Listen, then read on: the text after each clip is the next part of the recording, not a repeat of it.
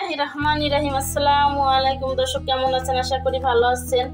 দেশ ও দেশের বাইরে থেকে যারা আমার এই ভিডিওটা দেখতেছেন তাদেরকে আমার রান্নাঘরে স্বাগতম। আজকে আমি দেখাবো লাউ দিয়া কুচা চিংড়ির ঝোল সবজি। তো চলুন দেখে নেওয়া যাক লাউ কুচা চিংড়ির ঝোল সবজিতে কি কি উপকরণ লাগতেছে। দর্শক, আজকে আমি এখানে লাউ কেটে নিয়েছি, লাউ দিয়ে কুচা চিংড়ির সবজি ঝোল বানাবো।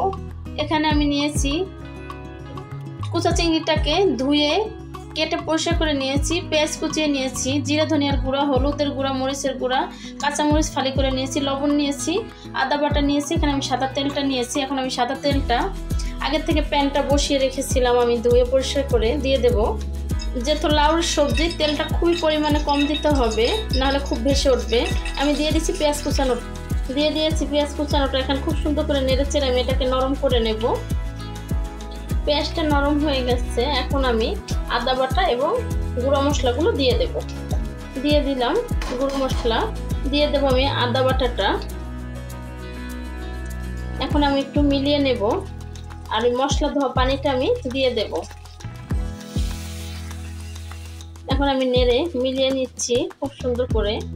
কষানো হয়ে গেলে আমি চিংড়ি মাছটা দিয়ে দেব। মশলার থেকে তেল ছেড়ে দিয়েছে, এখন আমি দিয়ে দেব চিংড়ি মাছটা। দিয়ে দিচ্ছি চিংড়ি মাছ। এখন খুব সুন্দর করে আমি নেড়ে নেব এটাকে। এখন এটা আমি খুব সুন্দর করে কষিয়ে তারপরে আমি লাউটা দিয়ে দেব। এখন আমি লাউটা দিয়ে দেব। খুব সুন্দর কষানো হয়ে গেছে, লেগে লেগে আসতেছে। আমি দিয়ে দিচ্ছি লাউটা, তেলটা ছেড়ে দিয়েছে। এভাবে করে খুব সুন্দর করে এখন আমি এটাকে কষিয়ে নেব। এটা কষিয়ে আমি এটাকে এভাবে করে নরম করে ফেলবো একদমই।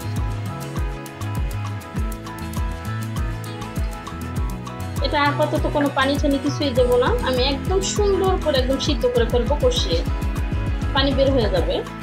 লাউটা অনেকভাবেই পানি শুকানোর চেষ্টা করতেছি। জানেন যে লাউটা বেশি পানি কমতে চায় না, লাউতে পানি বের হইতে থাকে। তো আমি যেহেতু 10 মিনিট বসে কষিয়ে এলাম, পানি বের হচ্ছে, আমি এই পর্যায়ে এখন ঝোল দিয়ে দেব।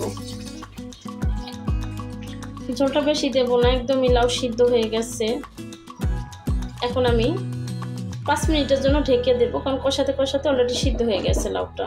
আমি ঢাকনাটা দিয়ে দেব। আমি ঢাকনাটা উঠিয়ে এখন তরকারিটা নামিয়ে ফেলবো। হয়ে গেছে একদমই। এখন খুব সুন্দর করে একটু ভালো করে নাড়াচাড়া করে আমি নামিয়ে ফেলবো। দর্শক, আমার রেসিপিগুলো যদি আপনাদের ভালো লেগে থাকে অবশ্যই লাইক, কমেন্ট, শেয়ার করবেন, সাবস্ক্রাইব করে দিয়ে পাশে থাকবেন। যে সমস্ত বন্ধুরা এত সময় জুড়ে আমার সাথে ছিলেন অবশ্যই তারা এভাবে আমাকে সাপোর্ট করবেন। যারা ফেসবুক থেকে দেখতেছেন তারা ফলো দিয়ে রাখবেন। আমরা প্রত্যেকটা বন্ধুদেরকে লাইক দেওয়া ভিডিওটা দেখা শুরু করব, কমেন্ট করে তাদেরকে উৎসাহিত করব। আপনাদের একটা কমেন্ট আমাদেরকে অনেক উৎসাহিত করে, অনেক দূর এগিয়ে নিয়ে যায়।